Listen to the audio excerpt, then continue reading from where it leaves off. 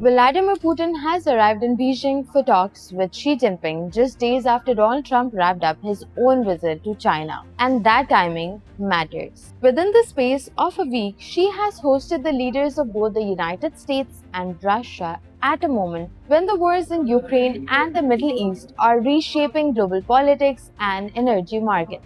Putin's visit also marks 25 years since China and Russia signed the treaty that formalized modern relations between the two countries. But the relationship today looks very different from what it did even a few years ago.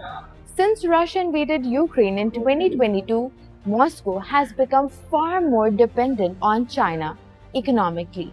Western sanctions pushed Russia away from European markets and forced the Kremlin to look east for trade, technology, and energy buyers. China stepped into that space. Trade between the two countries has more than doubled since 2020, reaching $237 billion last year. China now buys huge amounts of Russian oil and gas, giving Moscow one of the few major markets still willing to absorb its energy exports. Russia has also become heavily reliant on Chinese technology and manufacturing, including components that are difficult for Moscow to access under Western sanctions. But this is not a balanced relationship. China has far more leverage. Russia is important to China, but China is essential to Russia, and Beijing knows that. At the same time, China also has reasons to keep Russia close. The crisis around Iran and the disruption of the Strait of Hormuz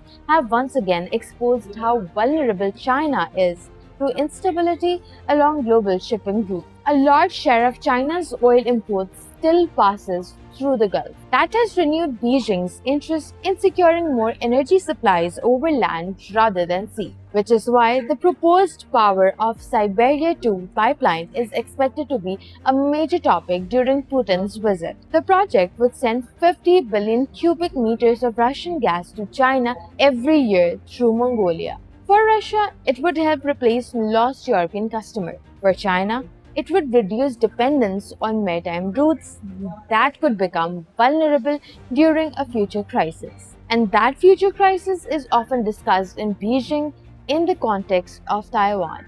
Chinese officials increasingly see energy security, trade routes, and geopolitical tensions as part of the same conversation. That is also why China and Russia have expanded military cooperation in recent years, including joint naval drills and defense exercises. Still, this is not a formal alliance. China has been careful not to tie itself too close to Russia's war in Ukraine. And Russia, despite its growing dependence, does not want to be seen as China's junior partner. But both governments increasingly see strategic value in closer coordination, especially as tensions with Washington deepen. So Putin's visit is not only about bilateral ties, it is also about how China is positioning itself in a more fragmented world. Hosting Trump and Putin within days of each other allows Beijing to project itself as a power able to engage all sides while protecting its own interests. And for Xi, that may be the broader message behind this week's diplomacy, that China intends to remain central to the conversations shaping the next phase of the global order.